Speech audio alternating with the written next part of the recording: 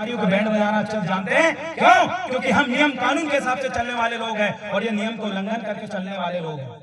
उल्लंघन हो ही रहा है क्योंकि यहाँ के राजस्व अधिकारी और तहसीलदार सीधा पीएससी फाइट करके गपने आ जा रहे हैं बैठ के। थोड़ा अरे मध्य प्रदेश भू राजस्व संहिता तो उठा लो, संविधान का अनुच्छेद तो पढ़ लो। और 5वीं अनुसूची का ज्ञान नहीं होगा ढंग से यहाँ के तहसीलदार और एसडीएम को अगर पूछेंगे तो। किन चीजों का वायलेंस पूरे मध्य प्रदेश के किन किन राज्यों में हुआ है, 2-4 अगर हम इनसे केसेस का साइडेशन अगर पूछेंगे बता नहीं पाएंगे। ऐसे ऐसे लोग यहाँ पर बैठ जाते हैं और ये लोग इसलिए बैठते हैं क्योंकि आप सब लोग उनका जवाब नहीं दे पाते।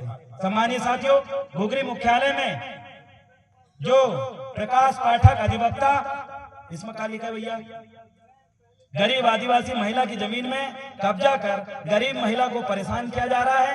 प्रकाश पाठक अधिवक्ता को विधायक नारायण जी, अरे नारायण जी पट्टा, हम तो बहुत अच्छा नाम सुना रहे, इतने निकम्मा निकल जाए हमें पता ही नहीं। तो हमें लगो कि गोंडवाना से निकल के गए हैं जय और कांग्रेस में जाके कचौखाड़ है। ये तो अपने लोगों को काट रहे हैं, अपने लोग काट रहे हैं, मतलब समझ रहे हैं आप। एक कुत्ता का झुंड था जो घुघरी से गुजर रहा था, वहां पर एक प्रकाश पाठक नाम का व्यक्ति आया। उन्होंने वो कुत्ते के झुंड को देखा कि बहुत मजबूत और एक है, सबको भूख रहा है। उनने एक हड्डी फेंका एक कुत्ते तरफ। एक कुत्ता वहां से तुरंत प्रकाश पाठक के पास आया और उनने हड्डी खाया। उसके बाद बाकी कुत्ता सीधे निकल गए। पर दूसरे दिन वो कुत्ता का झुंड वापिस आ रहे थे और जो प्रकाश पाठक जी के पास एक जो कुत्ता था उसको फिर उन्होंने हड्डी दिया। और जब वो कुत्ता वहां से गुजर रहे थे, एक कुत्ते का झुंड था, वापस तो भाई बंदी थे, लेकिन 2 बार हड्डी मिल गई उनको प्रकाश पाठक जी की। अब जैसे ही उस प्रकाश पाठक जी के घर के सामने से कुत्ते गुजरे तो वहां पर कुत्ता उनका भौंकने लगा। कौन सा कुत्ता? जो कल तक उसी झुंड में था, वो कुत्ता अपने झुंड के ऊपर भौंकने लगा। वो कुत्ता जो एक समय एकता दिखा रहा था, गली से गुजर रहा था, लेकिन इस व्यक्ति ने उसको हड्डी दिया, वो कुत्ता निकल के आया, हड्डी खाने लगा। और उसके बाद जब वो कुत्ता का वापिस उसके रिश्तेदारों का झुंड आया, वो कुत्ता उन पे भौंकने लगा। क्यों? वो इसलिए भौंकने लगा कि मेरे को जो हड्डी मिल रही है इनमें से कोई दूसरा व्यक्ति ना आ जाए, नहीं तो ये मेरे जगह ले लेगा। तो ऐसे ही आपके कुछ लोग हैं नारायण पट्टा जी टाइप के, ऐसे ही लोग हैं। अरे जिस समाज में तुमने जन्म लिया है, जिस समाज का खून तुम्हारी रगों में दौड़ रहा है, नारायण पट्टा जी, जिस समाज की बेटी आपने मांगा, जिस समाज के लोग मरने के बाद तुमको कंधा देंगे, उसी समाज के लोगों का कर्ज अदा तुमको करना चाहिए था। लेकिन तुम क्या कर रहे हो? ये क्या कर रहे हो भैया तुम? नारायण सिंह पट्टा के द्वारा संरक्षण किया जा रहा है। यह महिला यही कार्यक्रम में आई है। किधर है वो दीदी? मैं जानना चाह रहा हूँ। आंगनबाड़ी भर्ती में एसडीएम ने आदिवासी गरीब महिला लोगों से पैसा, हाँ तुम्हारे आप होगा।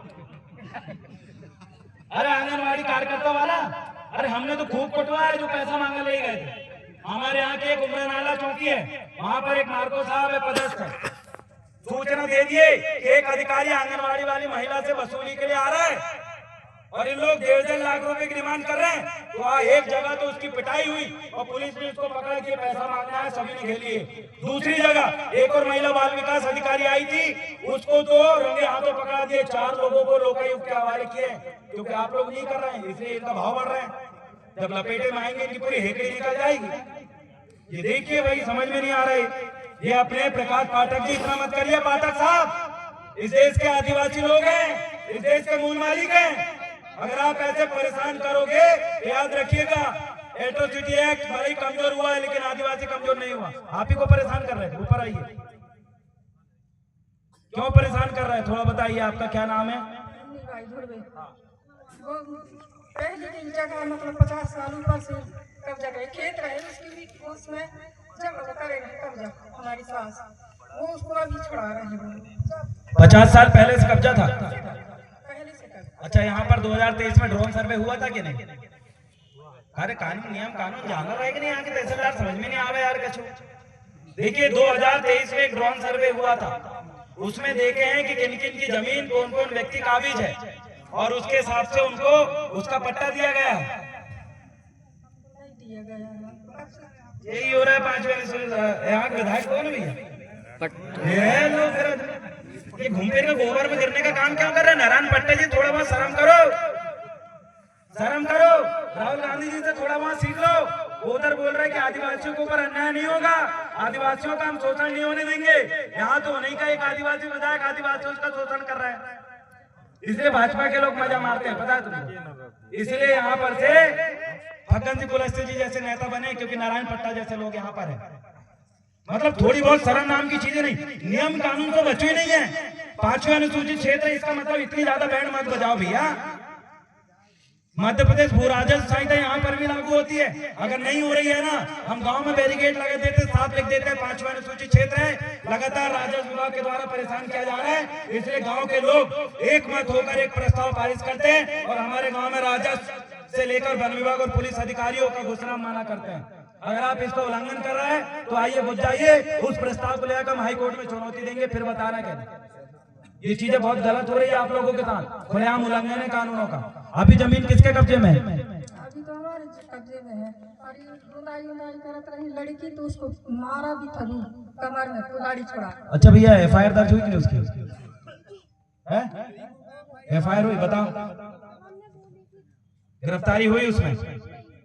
नहीं होगी ना। पता है क्यों नहीं हो रही आपको? क्योंकि ये भाजपा के लोगों ने एट्रोसिटी एक्ट में गैर जमानती धारा थी, एट्रोसिटी एक्ट में गैर जमानती अपराध था, लेकिन भाजपा के कुछ निकम्मे और कुछ षड्यंत्र आक्रमणकारी आदिवासी विरोधी दलित विरोधी लोग कोर्ट में गए और इन्होंने बोले कि नहीं, अनुसूचित जाति अनुसूचित जनजाति अत्याचार निवारण अधिनियम 1989 में अब सीधा गिरफ्तारी आप बंद करो साहब, गैर जमानती धारा मत करो, उसको जमानती करो। आपके विरोधी लोग, यही भाजपा की मानसिकता के लोग।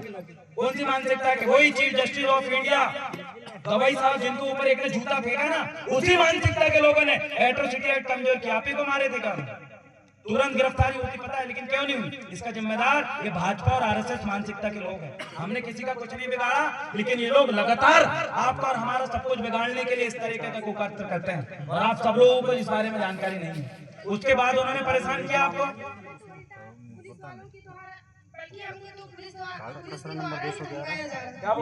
क्या बोल रहे थे? मतलब कैसे मारा, कहाँ मारा, दिखाओ इस टाइप से।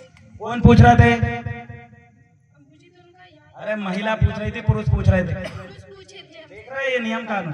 भैया पुलिस विभाग के लोग होंगे, आपसे निवेदन है जी, पुलिस मतलब एक मैन पुलिस ऑफिसर, एक आदमी पुलिस ऑफिसर एक आदिवासी बच्चे से पूछ रहा है कि तुमको कमर में कहाँ मारा गया, दिखाएं क्या खोल के? थोड़ा बहुत शर्म कर लो, तुम्हारे यहाँ भी बहू बेटी होगी, उनको खुलवा दिखाओ रोड में। कितना क्या लोग है यार, इतना ज्यादा शोषण मत करिए, इतना ज्यादा शोषण मत करिए। इसलिए भाजपा और आरएसएस और अमित शाह के लोग इन्हीं आदिवासी क्षेत्रों में नक्सलाइट क्षेत्र बोल रहे हैं। अरे तुम लोग नक्सलाइट बनाते हो आदिवासियों को, आपके घर की बहू बेटियों को ये देवरावन बना भी यही सवाल करे तो कैसा लगेगा आपको? लेकिन इनको थोड़ी बहुत भी शर्म नहीं है, क्योंकि मुझे लगता है ये भी आरएसएस और मनवादी मानसिकता के लोग हैं जिसने ऐसा सवाल किया। एक बेटी से, एक आदिवासी बच्ची से इस तरीके का सवाल सिर्फ महिला कांस्टेबल और अकेले में पूछ सकती थी। आपको ये भी पता नहीं कि किससे कैसे बयान दिया जाता है? क्या मुझे पुलिस प्रशासन को पुलिस रेगुलेशन एक्ट समझाने की जरूरत है? अगर मैंने पुलिस रेगुलेशन एक्ट समझा दिया ना, मैं बता रहा हूँ 10 चक्कर लगाना पड़ेंगे हाई कोर्ट के, इतना हालत खराब कर देंगे हम लोग। हमें खुद की जमीन के लिए 2019 से लेकर आज तक लड़ाई कर रहे हैं, नोटिस आता है बस। कब्जा कब से? आपका 50 साल से हालत यही है। मैं बता रहा हूँ 2023 में ड्रोन सर्वे हुआ, उसमें स्पष्ट रूप से कहा गया कि जिसकी जमीन जिसका कब्जा था, मैं खेती की जमीन की बात नहीं कर रहा हूँ, मैं आवासीय भूमि की बात कर रहा हूँ। आपकी कौन सी भूमि थी? आबादी भूमि है वो, लेकिन उस टाइम में वहाँ पे जो है ये गायों का 2005 से पहले का कब्जा है? पहले से राजस्व की भूमि है या वन विभाग की भूमि है? राजस्व की है। राजस्व की भूमि है। चारागाह की जमीन मतलब हमारे बुजुर्गों ने आपके घर के पास से लगी है वो? हाँ, मतलब घर से काफी थोड़ी ही दूर है, आधा किलोमीटर मिनिमम। यही चीजें होता है। बस देखो मैं साफ बताऊं आपको, पैसा मामला इधर आवा। अब तुम्हारा काम है यहाँ पर, पता है मेन काम तुम्हारा है, तुम लोग जागरूक होना पड़ेगा। पैसा कानून भले ही ये मोहन यादव जी की सरकार ने बिना दाना का फल्ली का फोकला ला दिया हो, लेकिन आप लोगों को उस फल्ली के फोकला में फल्ली का दाना डालना पड़ेगा। आप लोगों को गांव में नजरी नक्शा बनवाइए, आप नजरी